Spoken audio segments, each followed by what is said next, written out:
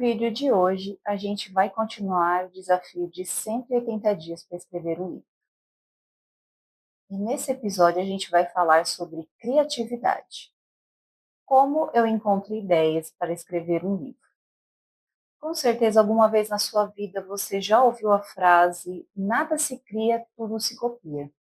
Mas pouca gente sabe que ela é uma adaptação de uma frase do cientista francês Lavoisier, que afirma que na natureza nada se cria, nada se perde, tudo se transforma.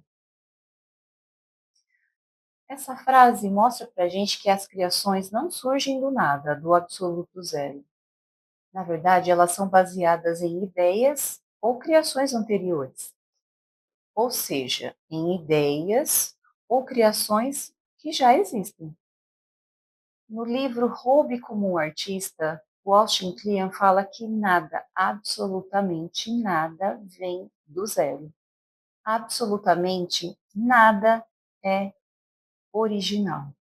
Na verdade, ele diz que toda ideia tem uma genealogia, ou seja, ele fala que o artista, toda vez que vai criar, mesmo que de maneira inconsciente, ele vai usar tudo que ele já aprendeu, tudo que ele já viveu, que ele ouviu e que ele leu.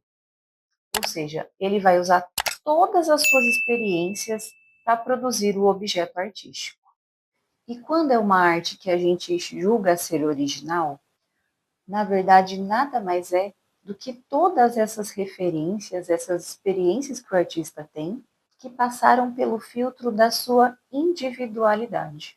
Trazendo esse conceito para o campo da escrita, na hora em que eu tenho uma ideia para escrever um livro, mesmo que eu considere que ela seja original, na verdade ela é o resultado, mesmo que inconscientemente, de uma grande mistura de tudo que eu aprendi, de tudo que eu li, de tudo que eu experimentei, de tudo que eu vivi. E tudo isso filtrado pela minha individualidade. E nesse momento você já deve estar se perguntando: como que eu já li e vivi tanta coisa e eu não consigo ter ideia para escrever um livro? E para responder essa pergunta, eu vou recorrer ao livro O Ato Criativo, do Rick Rubin. O Rick Rubin é um produtor musical americano que venceu 9 Grammys e trabalhou com nomes como Shakira, Lady Gaga, entre outras. Nesse livro ele fala como que todos nós nascemos criativos e ao longo da vida a gente vai deixando de exercitar essa criatividade, porque o mundo em que a gente vive deixa pouco ou nenhum espaço para a gente fazer uma atividade que é fundamental para a gente ter ideias: a observação. Não uma observação desatenta, sem interesse, mas uma observação atenta e curiosa, como das crianças. É lindo de ver como a criança observa tudo à volta dela com um olhar de curiosidade e de novidade, com um olhar de primeira vez, um olhar exploratório. E para fazer isso, ela está num estado de atenção e estado de presença.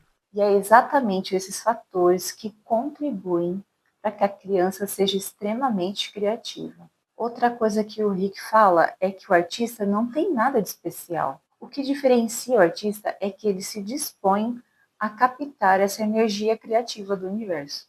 E que essa energia criativa está disponível aí para quem quiser captá-la. Veja se isso não é poético, gente, é lindo, né? Então, feita essa primeira introdução, em que a gente entendeu que nada, absolutamente nada, vem do zero, e que a gente precisa ter repertórios de vivências, e a gente precisa olhar essas vivências com um olhar atento e curioso, com um olhar de deslumbramento. Já é um passo grande para que a gente tenha mais criatividade. Agora a gente vai ver de maneira prática duas ideias, duas estratégias, né, que eu uso para incorporar tudo isso na minha vida. Estratégia de número 1, meditação. Meditar me ajuda a acalmar os meus pensamentos, silencia as inúmeras vozes que tem aqui na minha cabeça e me ajuda a controlar a ansiedade. Existem dois tipos de meditação. Uma em que você foca a sua atenção numa vela, na sua respiração, num objeto. O outro tipo é a meditação guiada, em que uma voz vai conduzindo você mentalmente para alguma paisagem, uma floresta, uma praia. Ambas são ótimas para acalmar o pensamento. Experimenta, depois você me conta. Estratégia de número 2: banco de ideias. Tudo que me chama atenção, tudo que me gera curiosidade ou algum sentimento, uma palavra ou uma frase que eu li em algum livro, que eu escutei de alguém, uma cena que me chamou a atenção, eu anoto tudo isso ou num bloco de notas do celular ou num caderninho que tiver à minha mão. E de vez em quando eu vou revisitando essas anotações. E a partir dessas anotações podem surgir poemas, contos ou até um romance.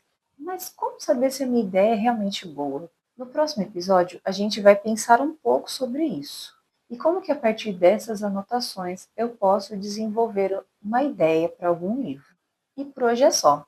Se você gostou, dê um like, compartilha com seus amigos que também gostam do universo literário. Escreve aqui para mim nos comentários se você já teve ideia para algum livro.